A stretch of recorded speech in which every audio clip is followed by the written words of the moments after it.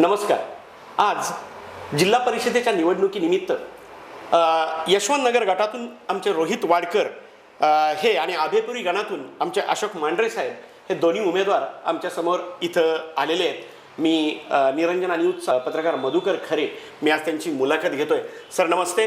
तुमचं आमच्या या निरंजना न्यूजच्या ह्या स्टुडिओमध्ये आम्ही हार्दिक स्वागत करतो. नमस्कार. सर मला तुम्हाला पहिला प्रश्न विचारायचा आहे की तुम्ही मूळचे राष्ट्रवादीचे असं समजलं जातं, मग तुम्ही राष्ट्रवादीत असून सुद्धा तुम्ही भाजपाची उमेदवारी कशी स्वीकारली, त्याचं कारण काय, का स्वीकारली? हे पहा, भारतीय जनता पक्षाने यशवंतनगर जिल्हा परिषद गटाचा अधिकृत उमेदवार म्हणून मला जी जबाबदारी दिली आहे त्याबद्दल मी त्यांचा आभारी आहे. सर्वप्रथम एक गोष्ट तुम्ही समजून घ्या.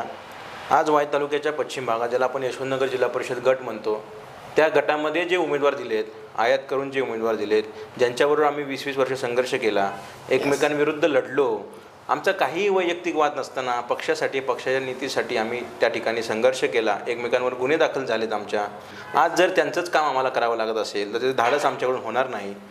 माझ्याकडूनच काय, राष्ट्रवादी काँग्रेसच्या कुठलाही मतदार असेल किंवा सहकारी असेल आमचा त्यावेळेचा, कोणीही ते धारिष्ट करणार नाही की ते बटन त्यांच्याकडून ते दाबलं देखील जाणार नाही. इतका असंतोष आज आमच्याकडे आहे. त्या असंतोषातूनच भारतीय जनता पक्षाने या भागात मला काही काम करण्याची संधी दिली, त्यातूनच मी ती उमेदवारी स्वीकारलेली आहे.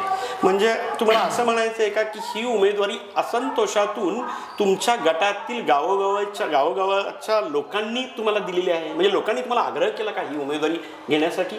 मला सांगा, आज वाई तालुक्याच्या पश्चिम भागात ज्या प्रबळ शक्ती ज्यांना आपण म्हणतो त्या सगळ्याच एकत्र आहेत. आणि एका बाजूला आम्ही तरुण मुलं ज्यांना राजकारणाचा, निवडणुकीचा कोणताही अनुभव नाही, अशांनी या पारंपरिक राजकारणाला, दडपशाहीला छेद देत आमचा एक वेगळा गट उभा करून संघर्ष या ठिकाणी उभा केलेला आहे आणि आम्ही त्यातून विजयाच्या जवळ पोचलेलो आहोत. मला तुम्ही सांगा, ज्यावेळी ह्यांनी पक्षप्रवेश घेतले त्यावेळी त्यांनी वल्गना केल्या होत्या की भागात आम्ही गाडी फिरून देणार नाही, एकही बूथ लागून देणार नाही. आज भागात काय परिस्थिती आहे, लोक उघडपणे आमचं समर्थन करता आमच्यासोबत लोक येत आहेत. ज्या ठिकाणी त्यांना अपेक्षा होती की यांची भागात काहीही चालणार नाही, लोक आमच्यासोबत आहेत.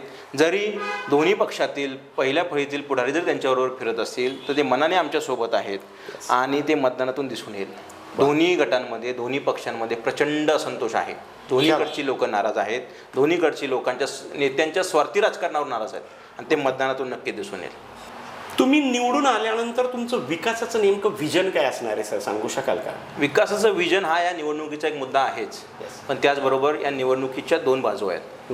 पहिली बाजू आहे की आज वाई तालुक्याच्या पश्चिम भागात यशवंतनगर गटात कोणी जर विरोधात गेला तर त्याच्यावर दबाव टाकणे, दडपशाही करणे, एक दबाव तंत्र आणणे, पै पाहुणे सांगणे, पाहुण्यांकडून निरोप देणे, ही संस्कृती आज आमच्या वाई तालुक्याच्या पश्चिम भागात उदयाला आलेली आहे गेल्या काही वर्षात.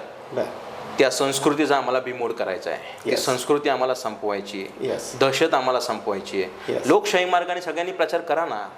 या भारतीय राज्यघटनेने सर्वांना प्रचार करायचा अधिकार दिला आहे. लोकशाही मार्गाने प्रचार करू द्या. पण कोण आमच्या जर विरोधात गेलं, एखाद्याचे विचार जर वेगळे असतील तर ते आम्ही दडपशाहीने, दादागिरीने थांबवू, ही जी भूमिका आहे ती आम्हाला थांबवायची आहे. ही या निवडणुकीची पहिली बाजू आहे. दुसरी बाजू अशी आहे, आमचा जो वाई तालुक्याचा पश्चिम भाग आहे आणि वाई तालुक्याचा पूर्व भाग आहे, मी नेहमी सांगत आलो, या दोन्ही भागात विकासामध्ये असमानता तुम्हाला दिसते. बरोबर. पश्चिम भागाचे प्रश्न वेगळे आहेत, पूर्व भागाचे फार वेगळे आहेत. आज तुम्ही जर पाहिलं, आमच्याकडे शेती पाण्याचा प्रश्न प्रलंबित आहे. धरण आमच्या उशाला आहे, शेतीला पाणी नाही. दुसरं, आमच्या आरोग्य केंद्रांची काय अवस्था आहे, पशुवैद्यकीय दवाखान्यांची काय अवस्था आहे, आमच्या शिक्षणाची, शालेय विद्यार्थ्यांची काय अवस्था आहे, त्यांच्या प्रवासाची काय अवस्था आहे, अशा अनेक गोष्टी आमच्या भागात आहेत. एस टी सेवेची काय अवस्था आहे, या सगळ्या गोष्टींसाठी आमचा संघर्ष आहे. त्यामुळे ह्या निवडणुकीकडे मी दोन बाजूंनी बघतो. एक तर दडपशाही, दडपण मोडून काढायचं, आणि दुसरं प्रलंबित जो इतक्या वर्षाचा विकास आहे त्याला कुठेतरी चालना द्यावी. नाही, आत्ता तुम्ही बोललात की दडपशाही, आता तुम्ही ज्यावेळी विरोधी समजा त्यांच्या विरोधात उभे राहिलेला आहात, तुम्हाला अशी दडपशाहीचा काही अनुभव आला का हा प्रचार करत असताना? बघा, थेट आमच्याबरोबर तरी अजून त्यांनी काही करण्याचा प्रयत्न केला नाही. माझ्यासोबत जर कोणी दडपशाही करायचा प्रयत्न केला, त्याला जशाच तसे उत्तर द्यायला आम्ही समर्थ आहे. परंतु या भागाची, आमचा वारकरी संप्रदायाचा भाग आहे, त्याची संस्कृती वेगळी आहे. दुसरी गोष्ट अशी, आज महिला आमच्या गावोगावी उत्स्फूर्तपणे प्रचार करतायत. आज त्यांना तुम्ही जांभळीमध्ये विषय झाला, त्यांना टोकण्याचा प्रयत्न झाला, आज तुम्ही महिलांना रोखताय.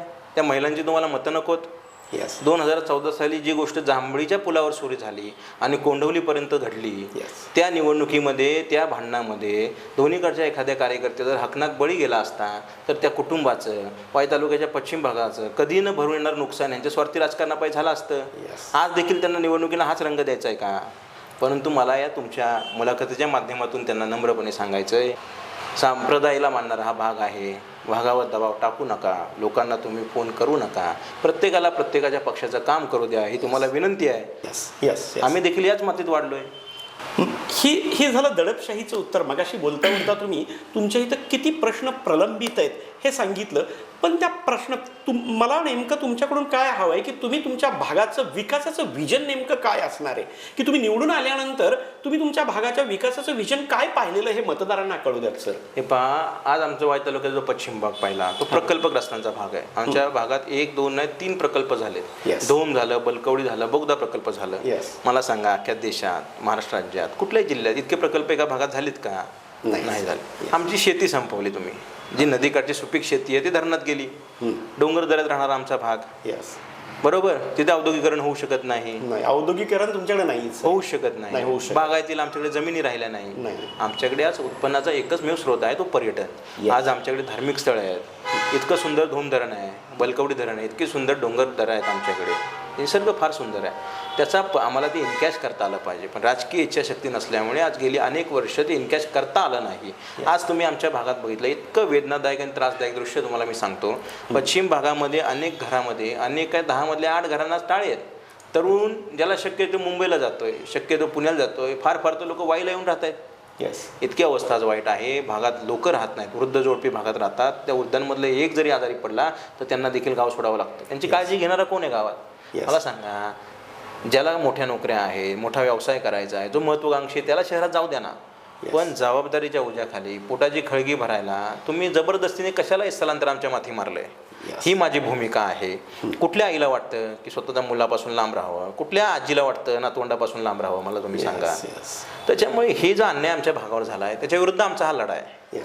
आणि मी तुम्हाला त्यातून सांगतो की आमच्या भागातील सर्व समस्यांना पर्यटन हाच उत्तर आहे. आमच्याकडे धार्मिक स्थळ आहेत, धरण आहे, डोंगरदार आहेत. व्यवस्थित जर इन्फ्रास्ट्रक्चर केलं, व्यवस्थित इन्फ्रास्ट्रक्चर केलं तर मी जबाबदारीने सांगतो, वाई पाचगणी महाबळेश्वरसारखी पर्यटन स्थळ आपल्याकडे आहेत. त्यांचे टुरिस्ट जर आपण एनकॅच केले तर आमच्या भागातला तरुण नुसत्या बिस्लरीच्या पाण्याच्या बाटल्या जरी त्यांनी विकल्या ना तर 20 ते 25 हजार रुपये महिना घरी घेऊन जाईल. ही आमची भूमिका आहे. तर पर्यटनातूनच आमच्या भागाचा विकास होऊ शकतो, हे माझं ठाम मत आहे.